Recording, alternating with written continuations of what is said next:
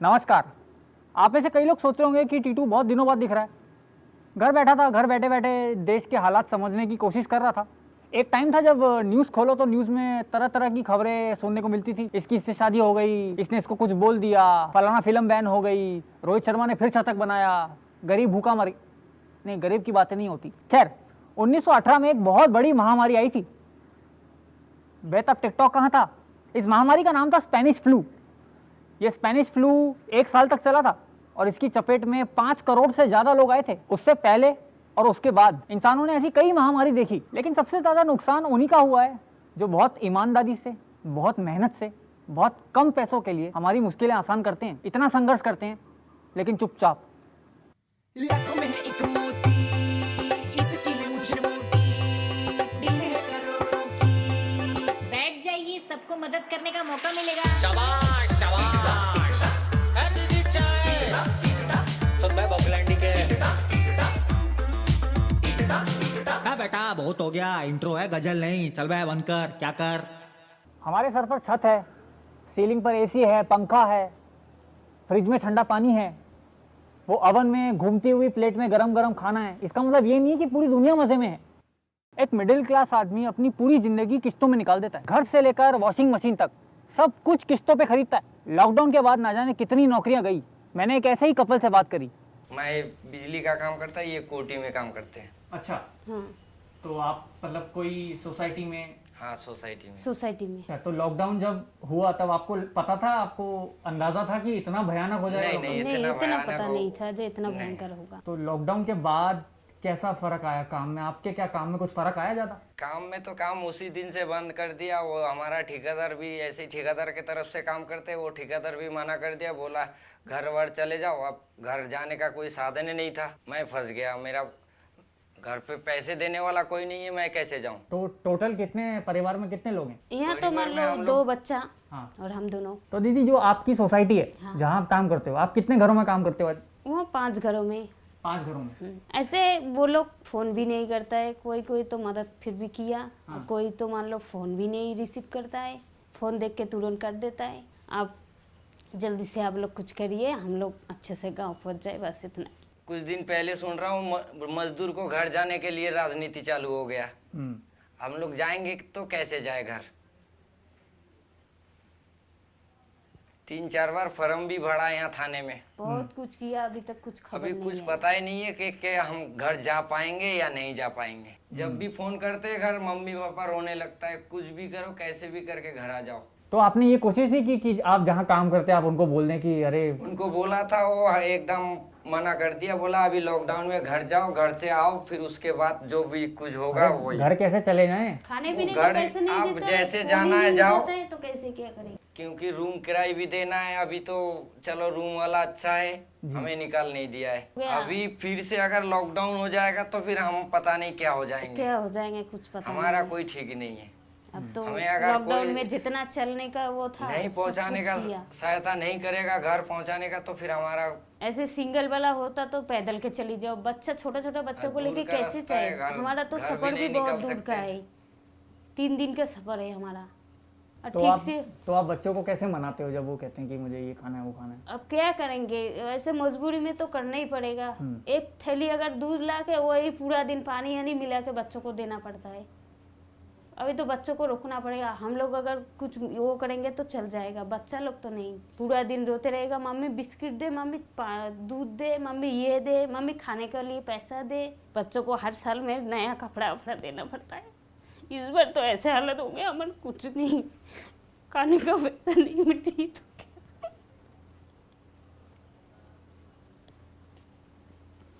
क्या करेंगे इस बार? चलो भगवान का दुआ करेंगे जल्दी जल्दी ये बीमारी खत्म हो जाए और हम लोग आराम से घर पहुंच जाए, बस इतना ही दुआ है। आप लोग कुछ हेल्प करो।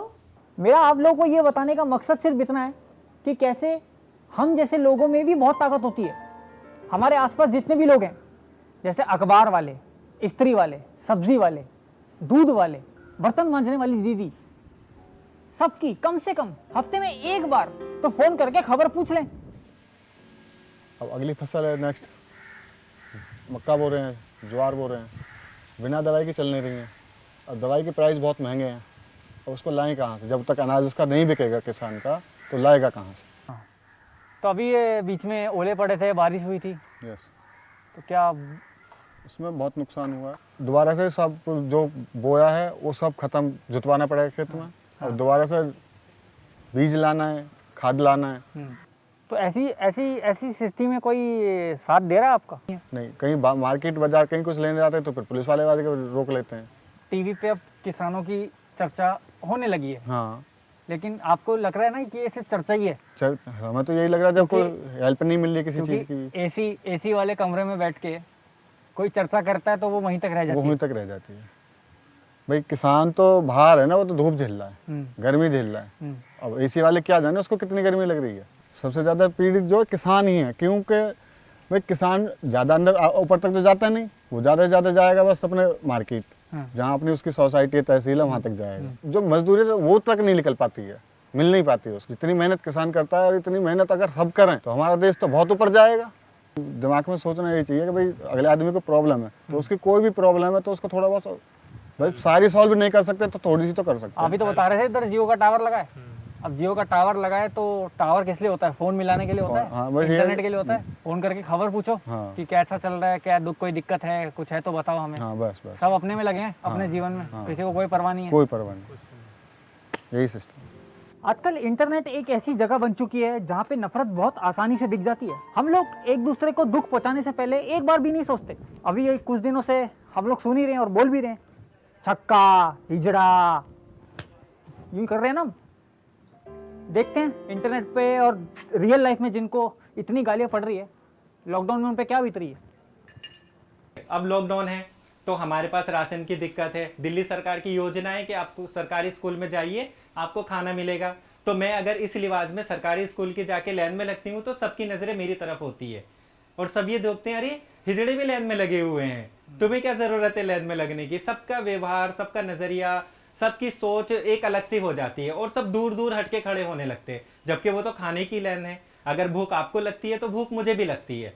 क्योंकि आज तक बॉलीवुड में ट्रांसजेंडर कम्युनिटी को अजीब ही एक थोड़ा मजाक के तौर पे दिखाया जाता है, ट्रांसजेंडर को सीरियसली नहीं दिखाया जाता है। ये बदलाव उनकी सोच से आएगा कि शायद उनकी सोच ऐसी है कि हम अगर हैं तो हम एक कार्टून है, तो हमें कार्टून के दौर पे वो दिखाते हैं, मजाक के दौर पे वो दिखाते हैं, कभी सीरियसली नहीं दिखाते कि ट्रांस हैं तो होने दो, कोई बात नहीं। अभी तक जो मदद आई है वो हमें अलग अलग एनजीओ सेक्टर से आई है। मैं जैसे इंटरनेट पे देखता हूँ कि बहुत से जो आज के जिसको मिलेनियल कहते हैं बच्चे, ये सब बच्चे अंग्रेजी फिल्में, हॉलीवुड की फिल्में देख देख के उनका थोड़ा सा, मुझे ऐसा लगता है कि उनका माइंडसेट चेंज हुआ है। लड़के लड़कियां कॉलेजों में उनको प्रपोजल मिलता है बनाने के लिए, अगर उनको ट्रांस का मिल गया तो वो हमारे पास आते हैं कि हमें आपकी स्टोरी आगे तक पहुंचानी है, आप कैसी लाइफ जीते हो, आप क्या क्या फेस करते हो। तो वो स्टोरी जब तक उनकी कंप्लीट होती है, जब तक उनका और हमारा रिश्ता रहता है। जैसे वो स्टोरी कंप्लीट हो जाती है उसके बाद में वो कहाँ और हम कहाँ। लेकिन अभी जो हमसे जुड़े हुए हैं, जो नई जनरेशन की आप बात कर रहे हो, कम से कम वो तो हमारे लिए आगे आते। कोई भाई कोई बहन तो हमारे लिए राशन लेके आती कि कोई बात नहीं, मैं आपके वहां पे आई थी और मैंने देखा था कि आपके यहाँ पे ऐसे ऐसे ट्रांसजेंडर है जो कि रोज के 100, 200, 10, 5 रुपए रोज के कमाते हैं, शायद उनके पास खाना ना हो, ये हम आपको डोनेशन दे रहे हैं, या ये हम उनके लिए लेके आए हैं, प्लीज हमारे साथ चलिए, हम उन तक देना चाहते हैं, या मैं आपके लिए लेके आया हूँ या लेके आई हूँ, आप प्लीज ये रख लीजिए। हमें कितनी खुशी होती। तो सोच वहां पे लगता कि चेंज हुई है। तो जितने भी बच्चे देख रहे हैं वो तो हम लोग अभी ये इतने टाइम से सुनते ही आ रहे हैं, सोशल डिस्टेंसिंग, फिजिकल डिस्टेंसिंग, लेकिन इन लोगों के साथ फिजिकल डिस्टेंसिंग ना जाने कितने सालों से चली आ रही है। लॉकडाउन खत्म हो तो थोड़ी सद्बुद्धि लाओ और इनके साथ फिजिकल डिस्टेंसिंग खत्म करो। अगर आपके साथ बैठ रहे हैं तो उठ के मत जाओ, अगर आपसे बात कर रहे हैं तो घिन मत खाओ। बहुत माहौल खराब। मुझे शाहरुख खान बहुत पसंद है। कौन सा गाना शाहरुख खान का? सूरज हुआ मध्यम। चलो 1 2 3 4। सूरज हुआ मध्यम, चांद ढलने लगा, आसमां ये हाय क्यों पिघलने लगा, मैं ठहरा रही जमीन चलने लगी। तक तक तक तक तक। ये जो हमारे अगले मेहमान हैं, इनकी वजह से हमारे शरीर में कैल्शियम की कमी बिल्कुल नहीं आती। बनारस जाना चाहते थे अपने बीवी के पास, अपने परिवार के पास, लेकिन लॉकडाउन के चलते गांव क्यों जाना चाहते हैं आप लोग? इतने सारे लोग मैं देख रहा हूँ बाहर सब लोग गांव जाना चाहते हैं, क्यों जाना चाहते हैं? भैया मजबूरी है, कैसे कि अब लोग इतना दिन का यहाँ पर समय दिए हैं, बहुत ज़्यादा दिन से रह रहे हैं और खाने पीने का कोई बहुत किल्लत हो रही है। रूम किराया देना है, ज़मीन का रेंट देना है, हम दूर से आके यहाँ गाय पाले हैं। अब इनका पेट भरें कि अपना पेट भरें, मजबूरी है, इसलिए जाना पड़ रहा है भैया। नहीं सर, ऐसे तो हम दूध तो कॉलोनी में ऐसे बांटते हैं, लेकिन सारा चीज़ बंद होने से ऐसे दूध नुकसान हो जा रहा है। कभी गिराना पड़ रहा है, कभी कहीं सेलिंग हो जाता है, कोई दूधिया ले लेता है। जो आम जनता है वो क्या कहती है? वो उनको दूध चाहिए नहीं चाहिए क्या? वो तो चाहते हैं लेने के लिए, लेकिन अंदर जाने में दिक्कत है। जैसे कोई अंदर कॉलोनी में है, कहीं कोई फंसा है, तो पुलिस वाले रोक रहे हैं, फिर उसके बाद रोड पे भी निकलना मुश्किल हो जा रहा है।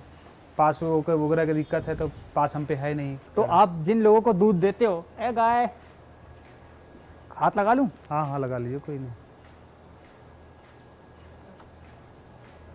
वो सांस ले रही है बहुत गहरी। अबे भाई, कुछ ये लॉकडाउन से पहले तो जनता लेती थी दूध आपसे, लॉकडाउन के बाद व्यवहार बदला है या वैसा ही एकदम? नहीं, बहुत बदल गया भैया। पहले तो हम लोगों को दूध देते थे, जैसे 2-4 लोग हमारा डेली का कस्टमर थे। वो सब लेते थे, लेकिन अब उनका व्यवहार एकदम से बदल गया। जैसे दूध सैनिटाइजर वो सब हम अच्छा से सुरक्षा से ले जाते हैं, ग्लव्स मास्क लगा के, तब भी वो लेना नहीं चाहते हैं। और ले भी लेते, कोई 1-2 कस्टमर अपना रेगुलर का है, ले लेते हैं, तो पेमेंट में गड़बड़ कर रहे हैं। बोलते हैं कि आगे से पेमेंट आएगा तो पेमेंट करेंगे। तो जिन लोगों को आप दूध देने जाते हैं, जिन लोगों को डिलीवरी करते हैं दूध, वो आपकी खबर पूछते हैं या आप नहीं पूछते? कोई नहीं, खबर तो कोई नहीं पूछता भैया। आप अपना ही सब सुनाते आप हम लोगों को। कोई खाली हाथ आए थे, हम खाली हाथ जाएंगे, खाली हाथ जाएंगे, बस प्यार के 2 गीत वही झील मिलाएंगे। अगर तुम्हारे हाथ में शक्ति होती कोरोना से लड़ने की, तो तुम सबसे पहले क्या करते इस बीमारी को देश से भगाने के लिए? कोरोना के लिए तो वैक्सीन हमारे हाथ में शक्ति होती तो लोगों में ऐसे वहम टाइप का या जो कुछ है कि गाय में कोरोना भी है, पशुओं में गाय को कोरोना हो गया। हाँ, ऐसा भी उनमें वहम है। तो इससे वो सब पैकेट का ही पसंद कर रहे हैं, खुला हुआ दूध अपना गाय का ऐसे लेने में आनाकानी कर रहे हैं। गोलू भाई, कुछ बोलोगे? तुम मुस्कुरा दिए, वही बहुत हो गया मेरे लिए। इन सब के बीच कुछ ऐसे भी लोग हैं जो बिना फल की चिंता किए दूसरों की मदद करते हैं दिन रात। इन्होंने पिछले 60 दिनों में लगातार रोज दिन रात लोगों को सड़कों पे खाना दिया है, उनकी झुग्गी झोपड़ियों में जाके उनको खाना दिया है। मेरे साथ हैं हरतीरथ। तो बेसिकली पिछले 60 दिनों से, जब से जनता कर्फ्यू अनाउंस हुआ, हम तब से लोगों को खाना पहुंचा रहे हैं।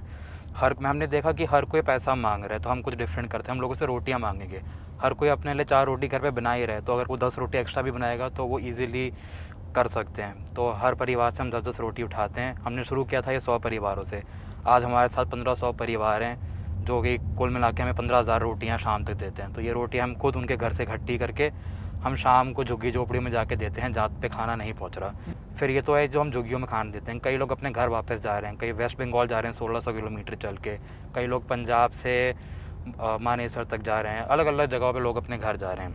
एंड हमने 42,000 किलोज फ्रूट्स भी बांटा है। एंड डिफरेंट हम रोज़ मील्स अपनी चेंज करते हैं। तो एक दिन राजमा चावल, एक दिन छोले चावल।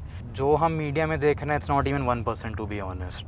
तो जैसे हम रात को 12 बजे KMP एक्सप्रेसवे पे थे, तो कई लोग यूपी की खोसी बॉर्डर पे जा रहे थे।